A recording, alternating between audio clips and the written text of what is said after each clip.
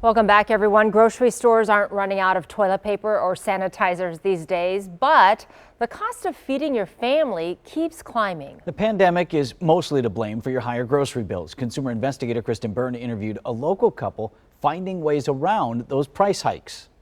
The prices definitely were coming up on meats, especially once COVID hit. Julia and Troy Parnitsky of Menomonee Falls have 4 kids to feed. So this is like an example of if you want to get like the hamburger patties. To save on meal staples like meat, They'll label like the cuts for you. they buy 1/4 of a cow and half a pig from family farms in Kewaskum, who send them to a butcher. Just the fact that it's in your freezer, it's available, ready to go, was very convenient. And it's cost efficient. The couple says, for example, they're able to get beef about up to $2 less per pound instead of what it is in the grocery store. Plus it was organic, which if you go buy organic meat, then that bumps the price up even more. The cost of basics like bread and meat is up. The USDA reports bacon went from $4.72 per pound in April of last year to $5.11 per pound. And bread averaged $2.44 a loaf last year, and now it's $2.66. The price hikes may seem minimal at first glance, but over time, consumer experts say they add up.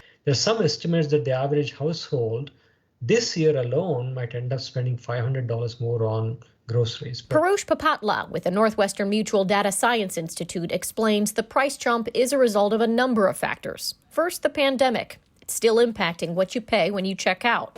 The production of products has come down because of those constraints, and so that is passed on through rising prices. Papatla adds supply chain issues haven't gone away, and also a jump in some commodity prices like pulp, for example, used inside of diapers, will be passed on to shoppers. Those who are probably already kind of finding it difficult in terms of their earnings, it's going to make it even worse. Papatla says buying in bulk and choosing generic brands are ways consumers can save. Or if your family eats a lot of meat, you can try the Parnitsky's Budget Conscious Plan. But be patient, because their idea is already catching on. The butcher that we had an increase in people doing this during COVID.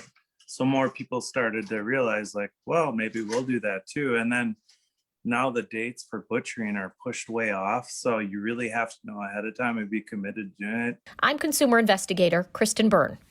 The USDA reports a family of 4 on a thrifty plan can expect to pay about $136 to $156 a week on groceries. A more liberal plan costing up to $265 to $311 a week.